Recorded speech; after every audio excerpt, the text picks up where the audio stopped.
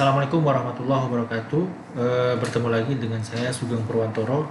Pada kesempatan kali ini saya akan mencoba menyampaikan pengenalan terhadap salah satu tools yang digunakan sebagai simulasi atau sebagai simulator pada jaringan komputer.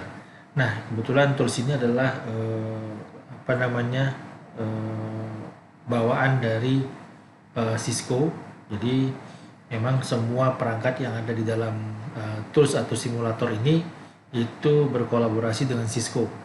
Nah, jadi di sini memang kita akan coba menyampaikan kepada pendengar bahwa dalam pembelajaran Cisco itu tidak susah. Nah, sebenarnya sebelum tools ini disampaikan kepada kita itu paling tidak harus paham dengan peralatan Cisco itu sendiri. Nah, paling tidak sudah pernah memegang peralatan Cisco atau melihat, karena kalau kita langsung memahami dengan software ini nanti pada saat kita memegang hardware-nya terkadang kita mengalami keraguan atau mengalami kebingungan gitu ya. Tapi tidak apa-apa, untuk tahap awal ini kita paling tidak perkenalan dulu dengan tools yang dikenal dengan istilah packet tracer ya.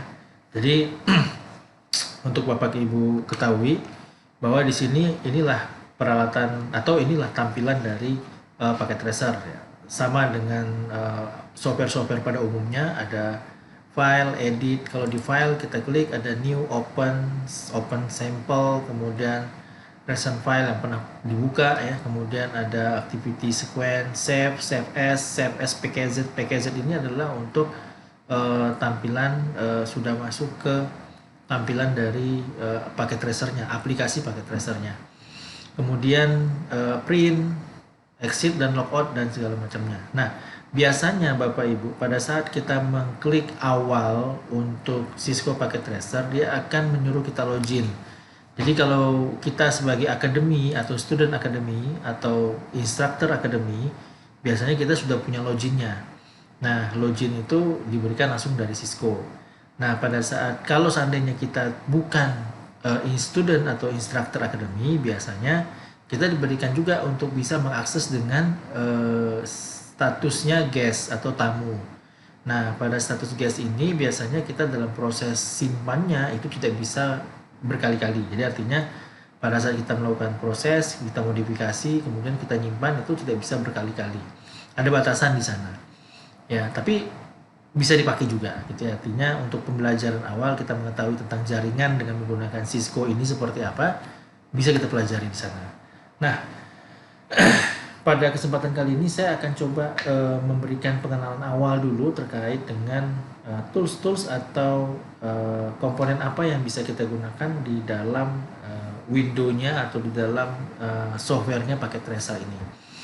Nah, di sini tadi sama aja, di file, edit. Kalau edit itu ada copy paste, option, ada preference. Nah, preference di sini fungsinya kalau kita buka, dia adalah untuk mengkonfigurasi atau mengatur semua fitur yang ada di dalam packet tracer. Nah, di sini bisa show animation. Kalau kita uncheck, tidak, animasinya nggak akan muncul nanti.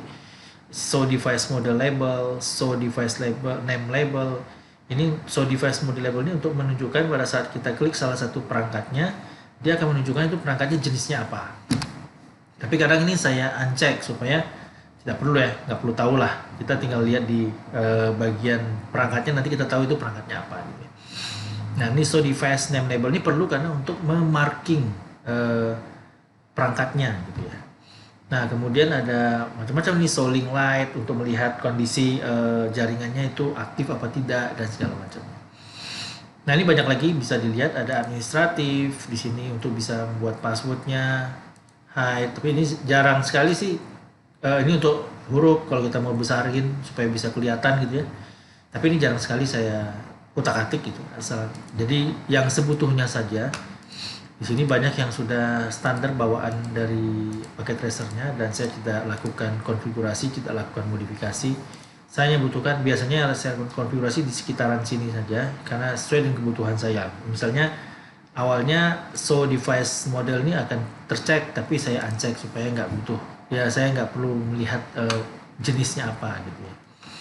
Nah, kalau sudah selesai ini kita tahu ya, baru di sini di option itu slide preference ada user profile, view comment log yang sudah pernah kita lakukan komen-komennya apa saja gitu ya. Kemudian di sini view ada zoom tool, zoom ini untuk melihat diperbesar atau diperkecil gitu ya.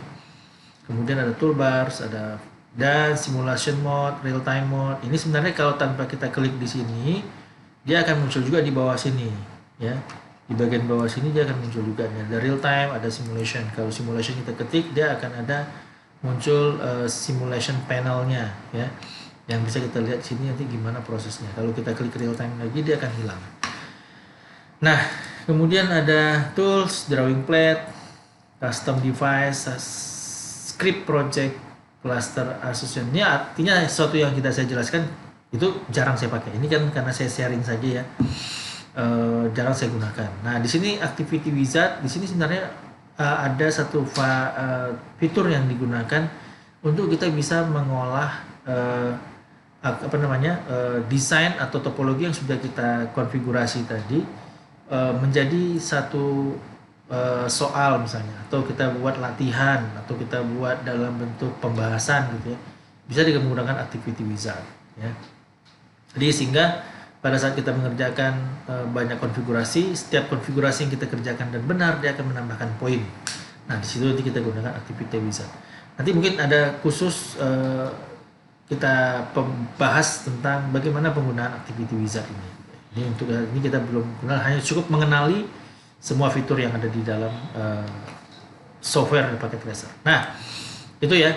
Nah, kemudian yang di bawah itu ada banyak ini ya, itu ada. Nah, ini file ini yang model ada silangnya ini adalah untuk menghapus atau mengiris. Jadi kalau misalnya kita ambil file di bawah ini, kita tinggal klik. Misalnya kita butuh ini, kita tinggal klik, kemudian klik lagi di template-nya ini. Ya, klik di sini akan muncul routernya. Ya, kemudian kalau kita nggak butuh, saya nggak perlu nih router ini ya, maka kita tinggal klik ini, kita klik di routernya, dia akan hilang sendiri.